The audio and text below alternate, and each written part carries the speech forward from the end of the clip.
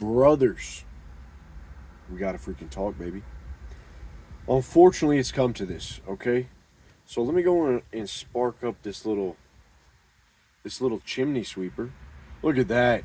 Look at that. Chew glass, breathe smoke, baby. Boom. Listen, I have a schizoid theory. Now, I think it's really smart for you to observe the world and observe your body and come up with your own like philosophies. You know what I'm saying? And then share those spurg the hell out schizo max and retard max with your friends. That's how you're gonna heal the world. That's how our founding fathers used to do, man. Just retard maxing in the pub. That's why in our group it's called the pub. Holy smokes, I never even thought about that. We literally talk in the pub. Like 20 guys just laughing and talking in the pub. Perfect. So, because really, if you're online all the time and you don't, and you digest a bunch of ideas, philosophies, and you keep that shit in your head, you never have anyone to indulge you. Oh my God, you might become an actual schizophrenic. And that's not normal, man. That's not normal. And it's just crazy to think so many guys are missing other dudes to indulge them. You miss. You know why I do these, man? I talk. I love this shit. I love talking to you guys. You see our comment section, dude. Sometimes we have schizo threads. We got, yeah, man. You hear about this? You hear about this? Oh yeah, boom, boom, boom. I mean, today in the group. Let me just get to the damn point. Spark this up. Today in the group, I asked the guys. I said, hit me with your most schizo ideas. I want to hear them. And I presented my own. Now, I've dealt with a lot of sinus issues, man. Seriously, big time. So I wake up in the morning, and this nostril in particular is just like this. Just shut. I have probably the lamest addiction known to man right now. And that's an Afrin addiction. And I got to hit that Afrin. And you guys can, listen, the problem with people on here is that they think I'm looking for advice. Or they think that I feel bad. When I say lame addiction, I don't mean lame as like, oh, this is lame, I feel like a loser. No, it's just lame because Afrin doesn't do anything for you other than open up your damn nose. So it's lame, you know what I mean? Anyway, don't feel bad for me because Afrin changed my freaking life. Because before this, I could not breathe. So I've been really paying attention to my nose for a lot of years. I've been really, really paying attention to how that sucker works. And what I realized is I think that there is a shit ton of sinus problems these days, not because of the chemtrails, not because of the mold or the gluten. I used to think it was the gluten. I still think it may be slightly gluten. I know you guys think that's funny. It's not the cigar, man. Look, I could retrohale this. Kind of opens it up a little bit. A little pepper through the nose. Just poof. I used to think it was all those things. And now I'm starting to realize, this is my theory, and I would like to hear yours down below, is that it's a excessive amount of light. Holy shit, bro. What are you talking about? Are you a vampire? Hell no, dude. But here's what I've discovered. I believe that, and no literature says this. This is just completely off my dome. It just showed up to me. I think light, especially in the face, especially if you work on a monitor often, it excites your nervous system to a degree where it causes like inflammation in the body. And I think it sort of promotes mucus buildup. My only remedy for this is not to cut out all the stuff. I think you just got to end your night without blue like light in your face. Um, my remedy is just like reading a book. I swear to God, dude, just try this. I swear to you, it's better. The excessive amount of light just heightens the body's like the nervous system, kind of makes it like this, and then the response is inflammation, which causes mucus buildup, which causes this condensed just feeling up here and here, not being able to really breathe. And for the it could be a combination of all the gluing, whatever. I'm still fucking convinced it's gluing, and it's not homemade because I make homemade bread. I make this thing called retard bread and retard pizza. I'll show you guys. It's so simple. It's like a Italian grandmother. I feel like an Italian grandmother when I make this bread. So simple. My God. You'll be mind blown. But when I eat that, I feel good. Other times when I go out, man, something in the bread. And I'm schizo. I don't worry about this shit, man. I don't actually sit there in my days like, no, dude. So many guys have this collection of, oh my God, it's them, it's this. I'm just saying. Sometimes I eat a little bit of bread, and I pay the price.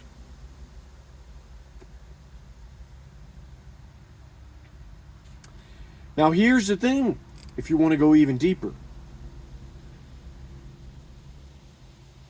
Have you ever walked into Walmart?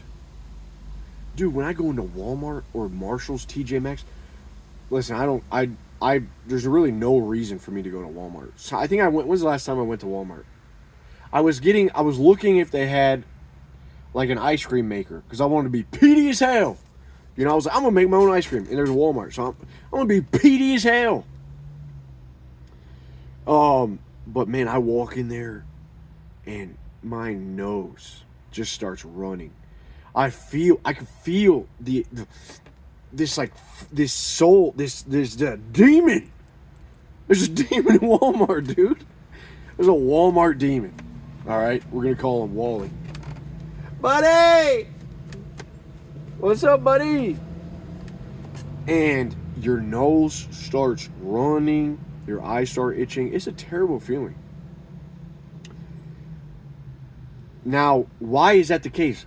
Excessive lights. You ever see the lights? There ain't no windows in there, and I get it. It just makes sense architecturally. Okay, you don't need windows everywhere. It's cheaper. Fuck the windows.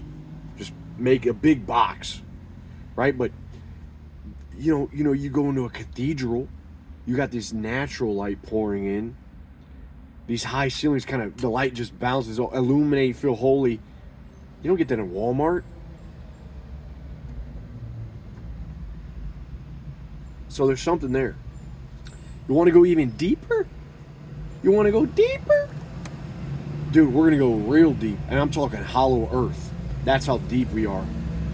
Now, this is 100% schizo. I don't actually believe this. I just now thought about this. Now, the Hyperborean, you could be a little bit of Hyperborean in your DNA, and your ancestors went underground behind the ice wall. Now it makes sense real big time why too much light, if you got a little bit of that Hyperborean DNA inside of you with a little bit of that Genghis Khan, too much light would potentially excite the body too much, causing an inflammatory response and just make you feel cracked the hell out. Now you can't breathe, homeboy. Holy smokes, man. And again, dude, you know why I like talking about this shit? Because it's fun. It's just fun. It's so hard to have friends that really will just indulge your own bullshit and not judge you, not like critique you, call you stupid. Maybe they call you stupid in funny ways. And you need people to sometimes call you stupid because some people really get deep in this rabbit hole and they really start believing this shit. Again, I just clarified to you, I don't actually believe this.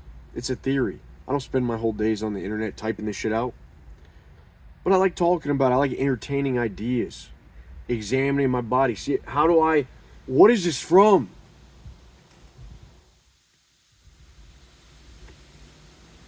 And really, one of the harshest realities is that we don't have a lot of cool dudes to entertain us on our own bullshit, to indulge us. And it makes you feel lonely. You know, it really does. It makes you feel lonely because so many people are by the book, just scientific mind. You know how many people, I can tell it's not that many, but in our group, man, I tell we're having a laugh, man. We went in today. I love that shit. It's like my favorite thing. At the meetups, you know, drinking with the boys, just talking about everything, man. AI, where it's going, where all this stuff is going, where we're headed. Just going deep, man. Going deep. And I've noticed, I really think that men beat the spurginess out of you. Like, they beat the autism out of you. Other men do. Because if you're just going along your day and you're on the internet and you don't have any way to disperse all of this influx of data and opinions and these voices, just 1,000 voices. You know, people said death by 1,000 cuts. Dude, schizo by 1,000 voices.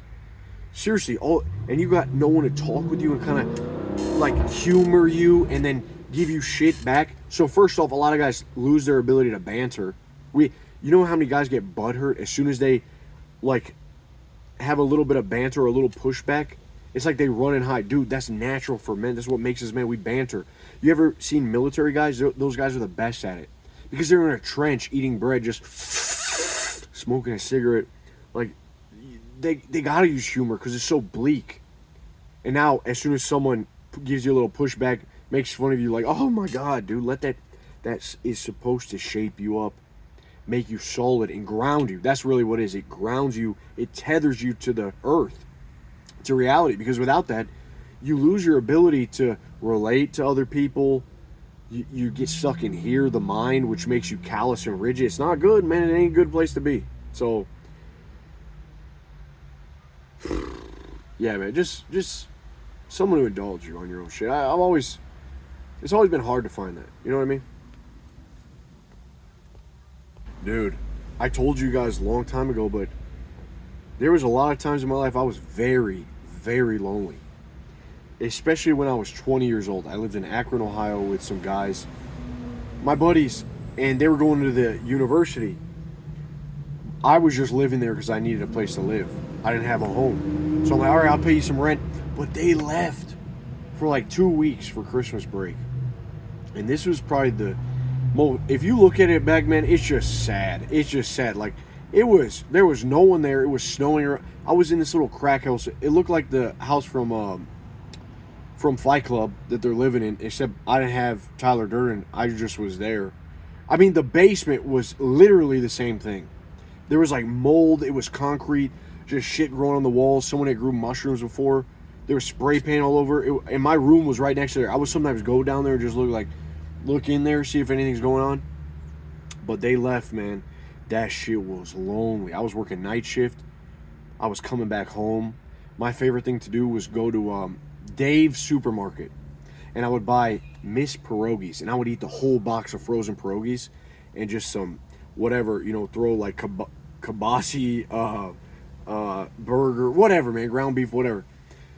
Just even thinking about it now kind of makes me a little sad. Like, damn, dude, thank God you didn't kill yourself. Thought about it, you know, didn't kill myself, just had another cup of coffee. But that shit it's ruthless. It's ruthless. I always think about that this time of year. The leaves start changing, shit starts dying. And I know maybe you guys have been in a similar situation. Keep going, dude. Keep going. This was the first time that I ever had a sip of alcohol. And it was like end of the first week. It was a weekend. I'm just like, F this. I was like, I'm going to get drunk. I'm going to get drunk today. There were 6 Coronas in the refrigerator. So I go up to the refrigerator and I just pull them all like this, just walk back to the couch, set them down, and I just look at the wall like this. I said, okay, I'm doing this. I like committed because for so long I can't do this. I can't do this. This is morally bankrupt. This is wrong. But I made up my mind. I was like, yep, I'm doing it. So I crack it open. 1 down, 2 down, 3 down, feel nothing. I'm like, this shit don't even work. When is it going to hit me? I'm just trying to catch a buzz. I couldn't catch anything. 3 more down. I'm like, this sucks. I'm going to sleep. So I went right to sleep. And that was my first time ever drinking. But man, just a dark time. You know, a dark time. And the thing is, I remember being so disciplined because I was bodybuilding at this time. I was working out, you know, every day. I was working. I was getting my 8 hours of sleep. I was eating relatively healthy other than a box of pierogies, whatever. But what I was missing was people, man. It was people, dude. It's always been about people. It's always and man, it's just so tough these days because divided we're weak. You know what I'm saying? Like really divided we're weak, and we get stuck in our heads and we feel weird, and we do become weird because we forget how to express ourselves and we forget empathy. And that's what was starting to happen to me during this time, dude. That's really, it's like, where's my life going? I've never been more confused. Like, where's my life going? What the fuck am I even living for? And then I had a bad weed trip. I call it a trip because I was fucking unsure if I was upstairs or downstairs. Probably smoked some, you know, some absolute dog poo-poo. And I was like depersonalized for about a year. So I was almost gone. Holy shit, man. You know, but that was what I needed at the time, I guess. You know, whatever you go through, that's what you need. You got to look at it like God is always trying to show you what you need to see. You just got to be willing to open up your eyes. So, hey, man. But again, disciplined as hell. And what I realized is that discipline is people say discipline is freedom. Can we agree? Discipline, they say, is freedom. Can you even debate this? I'm going to seem crazy just for being contrary here. I'm not just doing it for the sake of it.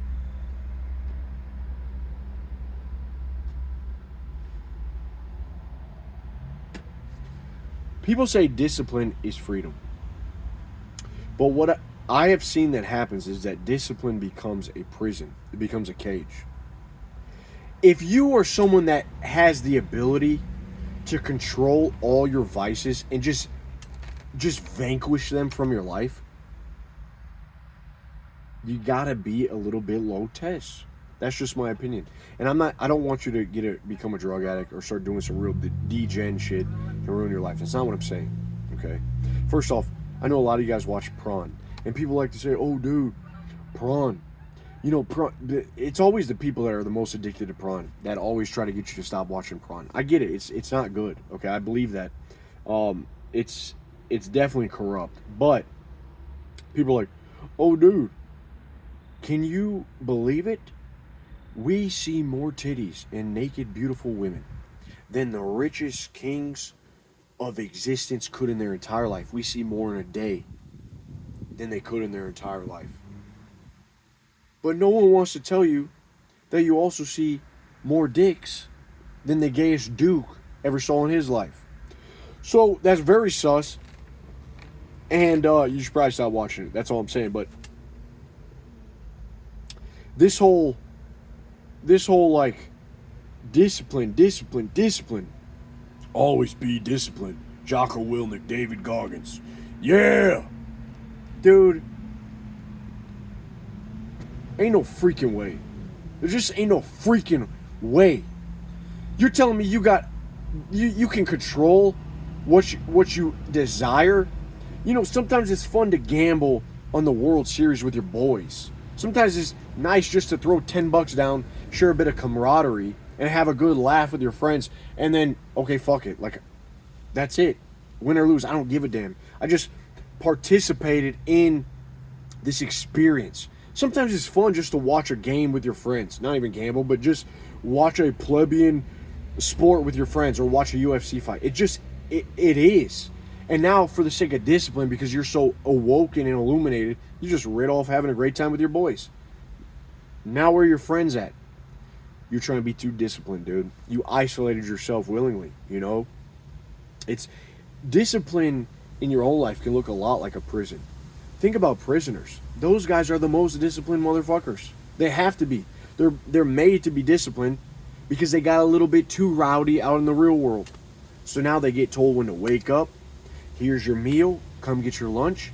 Now you can go out into the yard. You can work out. What do? They all work out. Just like everyone these days just works out. Don't even play anymore. Don't even do any more sports. Just work out, work out, work out. Fucking boring, dude.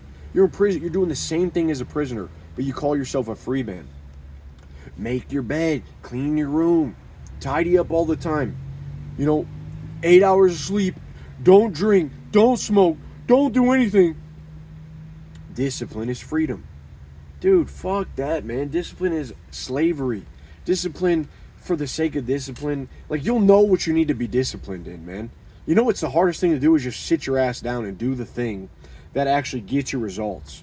It's not going to the gym. That's all easy. Bodybuilding is easy. I've done it. I've stepped on stage 3 times. That shit is easy. It's harder to commit to something and be consistent with something that actually gives you real return. And then, go have fun and suck the juice out of life and like live. Don't just be disciplined. That's not going to get you anywhere. It's so gay. It really is. It's made a lot of women out of men. And I see it all the time. It's not good, man. So, too many guys. If you're someone that can just always be disciplined, I think, and you don't got the life you want, you haven't been listening to your spirit. You've been listening to your intellect. And you need to ride the short bus. You need to retard max. You need to start going out with the boys or something. You need to start talking to more girls. You need to get some titties in your face. You need to start living, man. You need to go stop working out as much. You need to go play some sports. You need to go do something fun. You need to find joy again in life. You need to smoke a damn cigar. And just, if you're of age, just sit there, have a drink, a whiskey, and just smoke a cigar and let God talk to you. Be a signal. Because a lot of times your signal's closed off in this EMF discipline cage. There ain't no signal coming in. You're freaking disciplined. The only thing you have is your phone scrolling. Okay, nothing. It's not actual joy. It's just novelty stealing your attention. Oh my God. Holy shit, this is not the life of a man. You have no good vices. You know what I see a lot of guys do? They goon chess. If you're a chess gooner, and I've caught myself doing this, I only talk about stuff that I've caught myself doing. If you're a chess gooner, chess is what you play on your phone. You're not Magnus Carlsen. You're not the Indian guy with the little white line between his eyeballs. Something I can't even say his name. You're not Hikamori or whatever, the Japanese guy's name. Okay, you're not him. You're probably a 1400 ELO. I'll give you the benefit of a doubt. Maybe you're 1700. You're not a grandmaster is what I'm saying, okay? I'm 1600, by the way, Blitz, and I'm trash. I'm not getting better. So I realized that I goon chess when I've exhausted my other vices. Interesting. Very interesting. It's just a fucking 64 block cage. So, F it, man.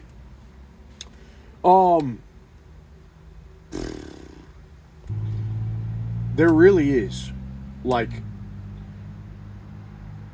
it's a fact that other guys shape you up and they make you like, they ground you, okay? We know way too many guys. You see people online in the comments, dude, filled with hate, filled with very, like, weird ideas that they fully have made their entire personality. Dude, you have no other dudes, like cool ass dudes, telling you, hey man, humor, like using humor together. There's so many guys haven't developed their humor or their ability to just be a little embarrassing. It's fine. Like, everyone's so quiet. Everyone's so afraid to say something out of line. Holy shit, man. What the hell? But now, so you go your whole life, you live alone, you got your online persona. Now you got to go live your life. You become a little bit autistic.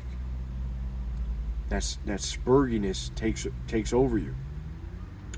Back in the day, if you were like a weirdo, bro, you'd just be sent out to the field. All right, go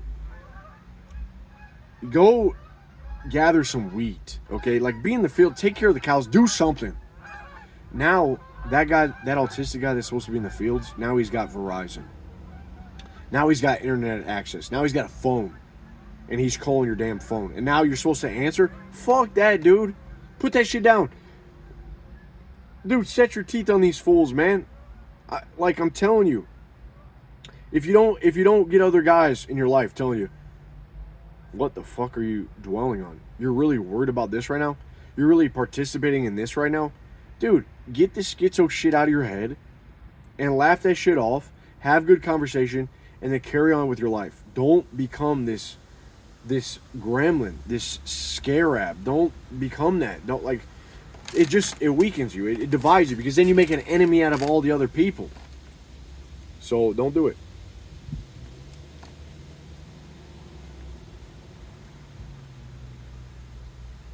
But that nervous excitement is real. There's a nervous excitement to the average dude I've seen. And I love getting excited. That's not what I'm talking about. I think you should be excited. You should be joyful for life. It's okay to be nervous. I'm saying a nervous excitement that permeates the being. Okay? There's not a state of equanimity. There's not a groundedness. It's really just, it's almost like you're talking to someone that hasn't had enough human interaction. They've just been isolated for way too long. And that's really where we're being pushed further and further. Just this separation constantly. And you can even see this, for instance, like someone in jiu-jitsu, they come for the first time, there's a very real nervous energy. This is an example I'm using.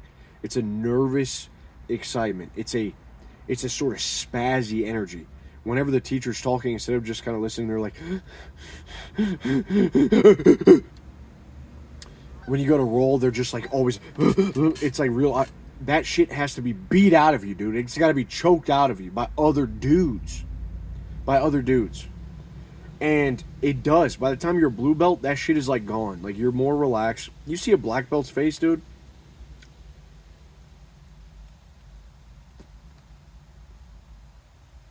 You see a black belt, they almost have this nonchalance, like they've seen it all before. They understand, okay, it's all right. It's not boring, but it's just like, yeah, you understand, okay, okay, got it, all right. It's just no fucking big deal. You've seen it before, man. You're not stuck to anything. You're just like, all right, you're in flow. That shit is beat out of you by other guys, by understanding how to behave in the dojo, by having a certain righteousness at your core.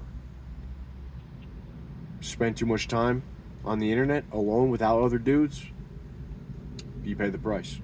Spend too much time in this world just constantly in this prison of hyper alertness, awareness, novelty, blah blah blah. Fucks with you, man. It really does. It really messes with you.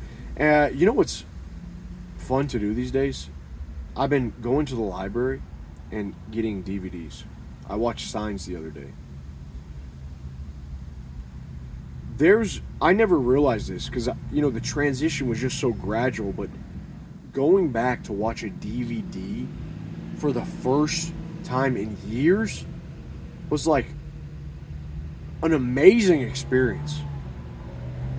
I dusted off the DVD, wiped it on my shirt. Maybe you guys don't know this. That shit would get scratches and dust. You gotta brush it on your sleeve.